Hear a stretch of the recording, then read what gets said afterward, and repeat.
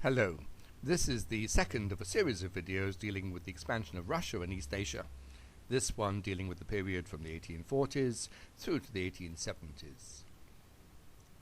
Up until the 1840s, Russia had secured control over the whole of eastern Siberia up to the Pacific Ocean and made what proved to be a temporary foray into North America. It had also established peaceful and mutually beneficial trading relations with China. Other than this, with its main strategic interests focused on Europe and the Middle East, and given the enormous logistical challenge of projecting its power across the vastness of Siberia, it had been content to follow a policy of relative disinterest regarding East Asia. This changed dramatically in the 1840s. Britain's Opium War against China from 1839 to 1842, alerting the Russians to China's vulnerability and suggesting opportunities for Russian imperial advantage. The then Tsar, Nicholas I, initially did nothing in response to these suggestions, but in 1847 he appointed a young retired soldier, Major General Nikolai Muravyov, as governor of eastern Siberia.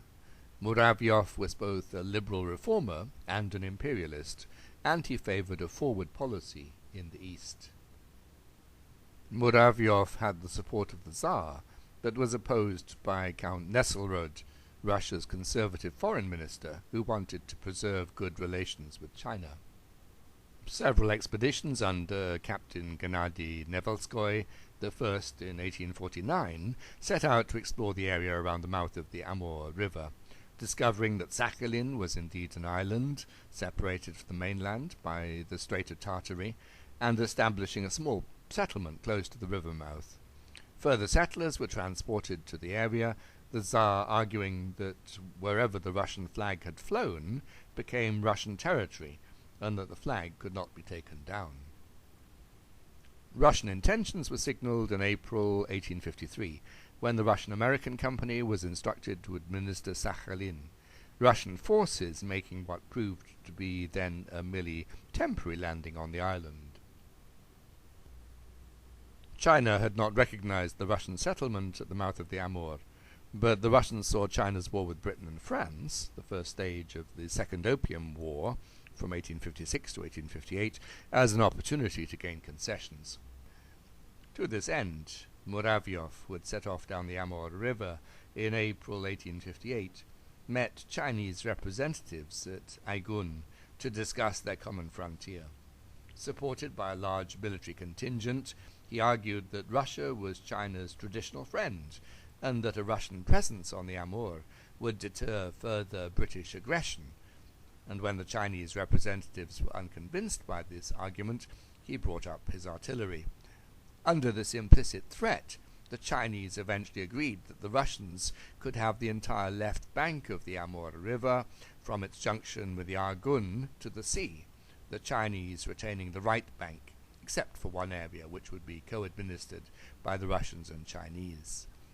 The Treaty of Peking was signed on the 28th of May, 1858. China's war with the Western powers resumed in June 1859, and the Russians again sought to exploit the situation, posing as China's friend and potential negotiator with the British and French. Initial negotiations, headed by the Russian diplomat, Count Nikolai Ignatieff, in June 1859, were unavailing, however, the Chinese thinking that further resistance to the Anglo-French forces would be possible without Russian help.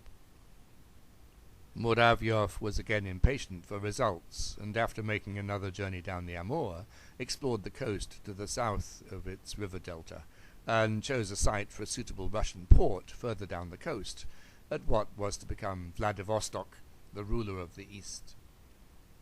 In the summer of 1860, the British and French returned in force to bully the Chinese to accept their terms. Ignatieff accompanied the Allied troops, encouraging them to attack the Chinese, whilst at the same time presenting himself to the Chinese as their best hope for securing mercy from the British and French. In the end, he was able to enter Beijing and persuade a Chinese surrender in exchange for the city itself not being sacked.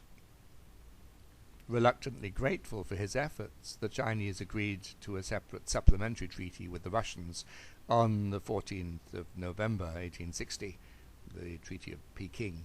This gave them the large area of land south of the mouth of the Amur and east of the Ussuri River, with an extension to the Korean border. This included the site for Russia's projected naval base at Vladivostok, the building of which could now proceed. The whole of Outer Manchuria was now under Russian control, and Russia's position as a great power in the North Pacific was secured. China had also lost its nominal presence on the Sea of Japan. This massive change in Russia's relationship with China coincided with the final opening up of Japan. As I have noted, Russia's repeated attempts to secure this had all failed, as had those of other nations. And in the end it was the Americans who succeeded, under Commodore Matthew Perry. Perry made his first forceful entry into Tokyo Bay in July 1853, and the Russians responded by sending a flotilla under Rear Admiral Yevgeny Putyatin, who visited Nagasaki in August 1853, like Perry, to gain similar diplomatic and trading concessions. The Russian mission was far more respectful than the Americans had been, but the Japanese were polite but vague in response to his requests, apparently trying to avoid answering until a response to all of the outsiders could be worked out. Perry returned to Japan in February 1854 and successfully concluded his mission in December 1854. Putyatin also returned, this time beginning formal negotiation at the southern Japanese port of Shimoda, which led to the signing of a treaty on the 7th of February 1855. His Japanese hosts were impressed by Putyatin's manner, and the Treaty of Shimoda went further than the treaties signed with the Western powers, so that in addition to Russia and Japan declaring their intention to maintain peaceful relations and protect each other's subjects, the treaty also divided the Kuril Islands between the two powers and declared the nominally Chinese island of Sakhalin to be a common possession.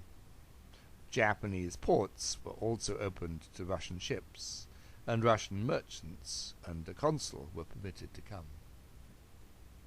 A further trade treaty was signed 2 years later, in 1857, and in August 1858 Putyatin was admitted to Yedo to sign a third treaty covering the exchange of permanent diplomatic missions and the free development of trade by nationals of the two countries. There were subsequently some tensions over Sakhalin, with both Russians and Japanese moving on to the island, and in 1862 the Japanese suggested the division of the island along the 50th parallel, but Ignatieff, who was now in charge of the East Asia desk in St. Petersburg, demanded that Russia should have the whole island. Finally, in May 1875, a strategic compromise was reached with the Treaty of St. Petersburg, Russia taking all of Sakhalin in exchange for giving Japan the rest of the Kuril chain. The Japanese were also free to trade in the Russian ports on the Sea of Okhotsk and Kamchatka, and to fish in Russian waters. Under a most favored nation clause, Japanese ships and merchants would receive the same respect as those of European nations. Although each side retained a strategic position from which it could threaten the other if it wished, the cordial relations between the Russians and Japanese, first established at Shimoda in 1855, were consolidated, and indeed good relations between the two powers were maintained for the next 20 years. Thank you for listening.